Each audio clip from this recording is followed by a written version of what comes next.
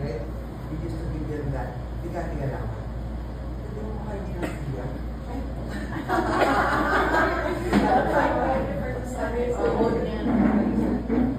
So yun, on hand, mayroon na tayong donor ulit ng katulad ng binigay sa pamayanan, 400 t-shirts. Then we have also from yung health kit, hindi na health kits, no? Kasi ayaw ng social worker yung isang inakain. So, we give na lang gallons of alcohol. Nakagalon. I have 220. So, yung menthol, pwede. Yung Vicks, no? We gave that to pamayanan. So, on hand natin ngayon, so far, up 4 items. Okay? Now, yung inihingi nila is diaper. Nandun yung sample sa kotse. So, nag-canvas na ako ng diapers. Kung 400 sila, kung kaya natin, dapat at least 10 pieces per day. Kaya per box ka. Napakamahal. Yeah. Yung large, 10.25. 10 pesos and 25. Ako, may kinwenta ako rito TV5, mababa naman kung 5 na. At least siguro 10. 10 pieces a day? 10 pieces per person. Okay. Lahat naman halos eh. Of course, yung mga terrain, yung medyo, di ba merong kwarto doon na hindi na nakalabas sila. So, bahala na yung social worker doon kung ano kailangan nila, no? But nonetheless, ang appropriation natin for the diapers alone, pero nito, of course, yung bread naman, tayo magpapagawa ng yung keso up na. So, t-shirt, okay na, yung alcohol, bigay din, menthol, bigay din. So, ang expenses natin, more or less, nasa 45. Because sa pamayanan last time, 45 din tayo, di ba? So, kung kayo pipil, kung meron kayong makukuha pang pera, nagano rin ako ng slippers. Because very much welcome ang gathered slippers. So, at 25, sizes 8 to 12, nasa sa inyo. Okay. Then, ang ano ngayon si Mrs. Fogoso, wala na yung anong balaki, doktor, alis na, wala na yun doon. So, Mrs. Fogoso, Director ng Manila Department of Social.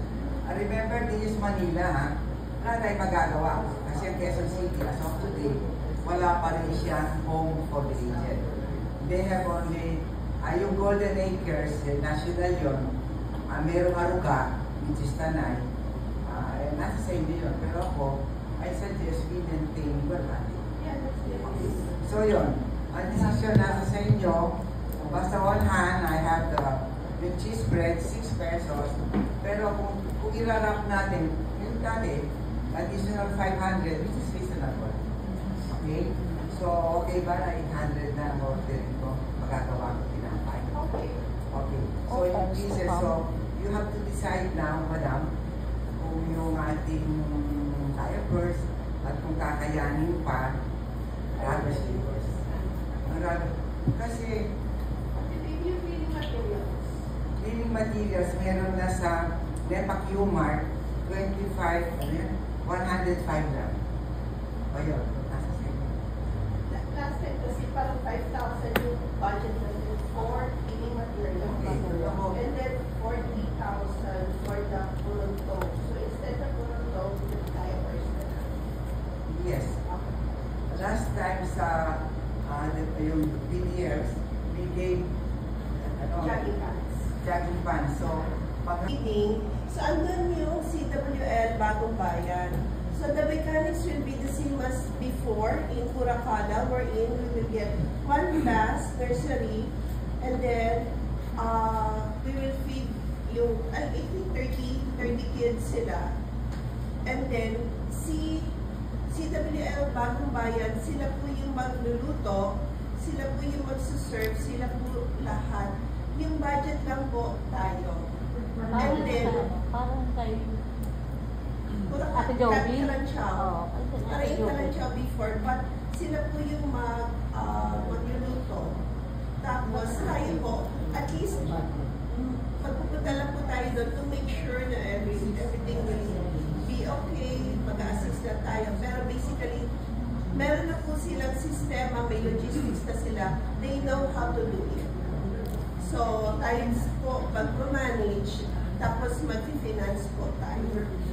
Yes, ma'am. So, it's going to be 28 to 35 kids, hindi pa po nila alam. Nursery pang umaga, 9:30 to 12. So, after class, meron po silang canteen, doon po sila papakainin. Hindi po ma-disrupt yung class po nila. So, after class, kakain yung mga bata, and then saka po sila umuwi. Tapos, hopefully, just like what we did in Kalanchao, like nursery, and then susundan po natin sila grade 1 and grade 2 para makita po natin yung improvement po ng mga bata. Okay? So, hopefully, mag-start po tayo ng September. Iniintay lang po namin yung principal for the kung anong class po at saka yung i-finalize po yung plans. I think 30 pesos. Kasi wala ng 25 parang makahindi natin kaya. So it's yung report niya. It's 30 pesos. 30 pesos times 30. Double NUV. 30 kids lang. Yeah. So 900 times 5. So 4-5 a week. Yes. Yes. Pero ito-finalize pa. Okay natin malaman. Kasi madami na mag-report sila. Anak natin ang bagong bayan. Kaya full support tayo. Yes. Next week po. Next week. Okay, so based on this new development, kasi what several decades and years of old national religion, no? Ngayon, galit tayo of Saminansin, this Muslim, deliver niya ang asad mo nila itikad policies. The Diocese of Cubao, Diocese of Pasig, Diocese of Caloocan, Diocese of Novaliches, and Diocese of Aranaque. Those are the other. Kaya, kasunod sa diocese before, we are getting you don't get that Manila, because looking across that the diocese, nagkaroon ka ng diocese road. And for your information, this is for because Vietnam is the first president of the diocese during the time of President Acacia Canona, but Truco. So, when doon din ako ng beginning when he was appointed Bishop of Cubao from the Kaya, from then on, 33 years before, 13 years ago, kaya, nalilagit ako ang assistant. In order for your journey.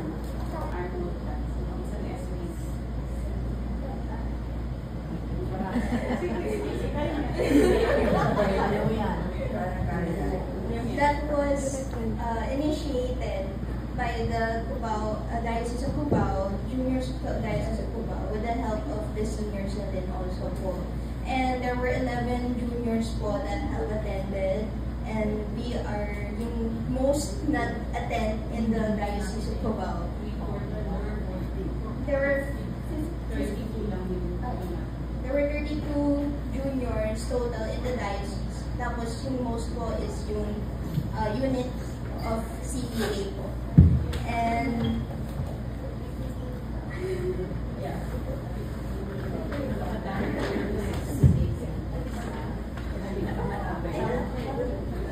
okay, just to ano po, ang seniors po na sumama from our unit because we have 11. So I chose 3. So si Beth, si Ate Ching po, at si Ate Fe, pinasama ko para makatulong namin. And then we went all the way to Sitio Unggang, sa Baras po, sa Baras sa Rizal. So 136 saplings were... Birthday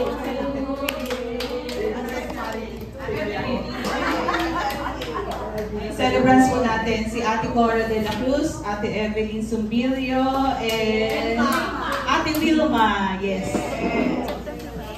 Thank you. Ay, sana mag-picture tayo muna with Father. Pwede.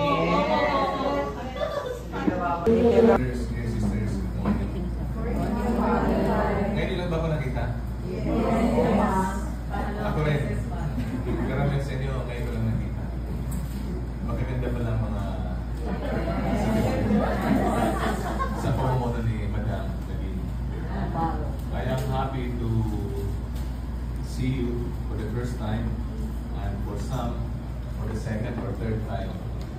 Alam nyo, ang CWL ay hindi naman nagkaparokya, meron ano. And in my previous parishes, they just disappeared quietly. They just faded away without a trace. Ang tanong, bakit? Kasi they were not able to recruit younger generations. Pero itong inyong grupo, meron dito napapanganak lang yan. So, talagang I can see a lot of future in this ministry. They choose that recruitment age used to be 12 or 10. Now it's 10. The age requirement. So that's very good. We lose them somehow along the way. But if you start with young, they stay on. Yan po ang inyong observation.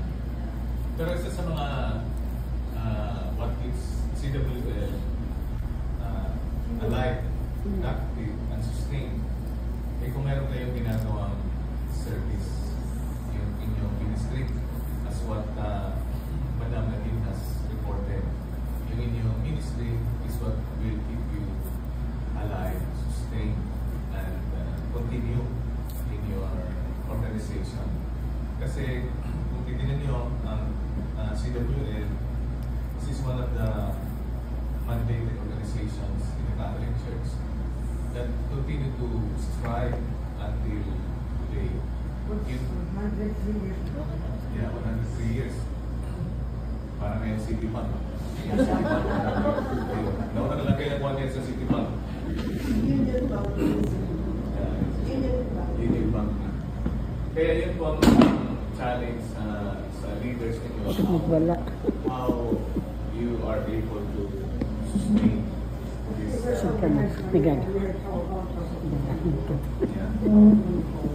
Kaya isa sa mga matibay at malinaw na pangitain o nakikita na batayan kung bakit ang isang samahan sa simbahan ay nananatili. Hindi dahil lang sa kainan, hindi lang sa ginagawa nila mga pagserbisyo. Ang isang malinaw at matibay na paraan kung saan ang inyong samahan ay nananatili sa tibay is through your spirituality.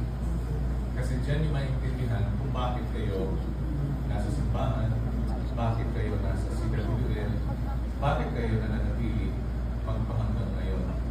Marami nang nangamatay, buhay na buhay pa rin tayo. Hindi ba siguro sa akin dito na abutan pa yung World War I, dito pa rin.